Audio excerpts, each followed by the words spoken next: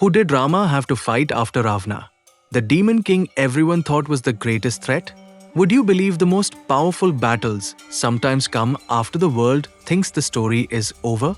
If you've always believed the Ramayana ends with the mighty Ravana's defeat, you're in for a surprise.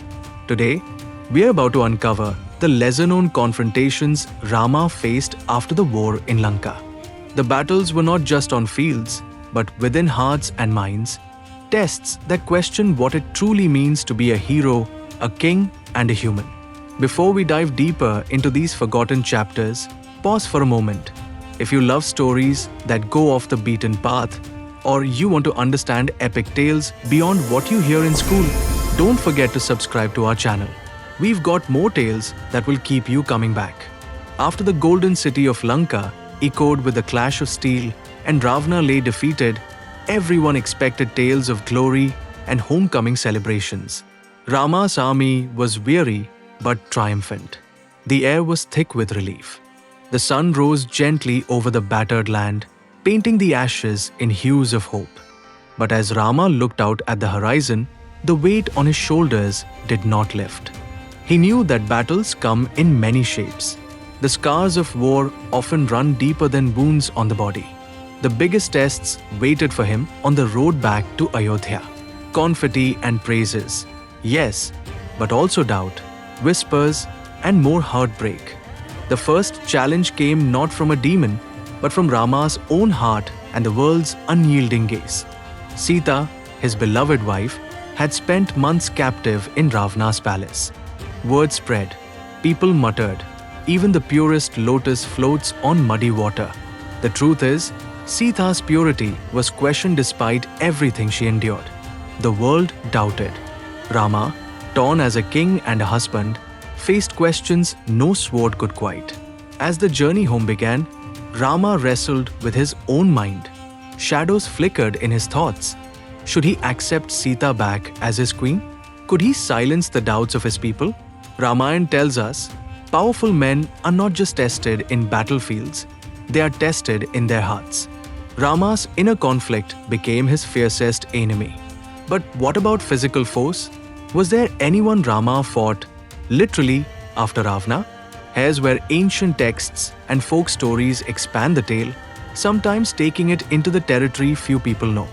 Let's walk through these lesser-known stories. Soon after Ravana's fall, while crossing the ocean back to the mainland, Rama and his companions encountered one last warrior, Lava, the demon ruler of Mathura. Now Lava wasn't just any demon. His father, Madhu, was a devotee of Lord Shiva and possessed a divine trident gifted by Shiva himself.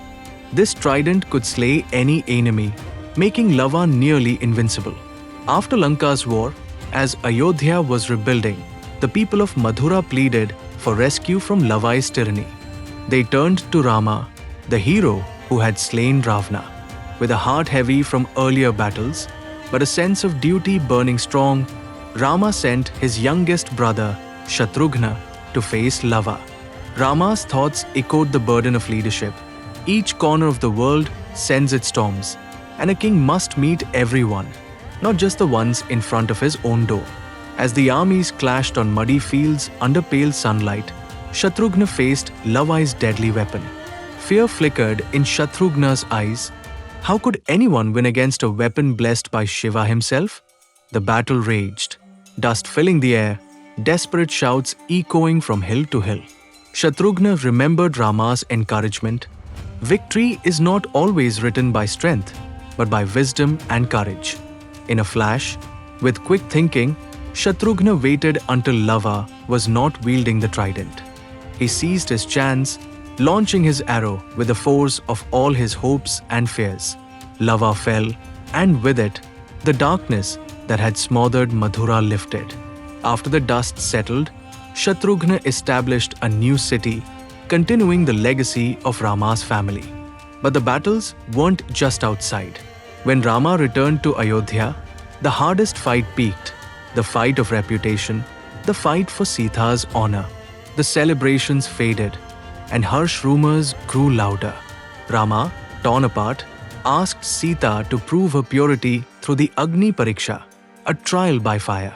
The scene was somber, the palace halls heavy with expectation, and Sita walked into the flames as gods and people watched breathless. The flames bowed before her purity, and Sita emerged unscathed. Still, even after this, doubts lingered among the people. The greatest test for Rama was not defeating demons, but balancing his love for Sita with his duty as a king. His heart ached. He thought, a king's judgment is sometimes the greatest curse. How do you choose between what is just and what is kind? Eventually, heartbreak forced Rama to send Sita away, pregnant, to the forest, exiled to fulfill his duty. Sita, in her solitude, later gave birth to their sons, Lava and Kusha. Years rolled by. Young Lava and Kusha, unaware of their royal parentage, grew up strong and noble under the sage Valmiki's care.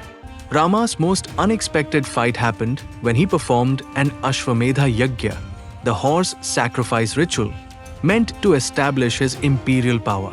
Ritual tradition dictated that a horse, accompanied by warriors, roamed the land. Any king or prince could challenge it, and if anyone stopped it, battle would follow.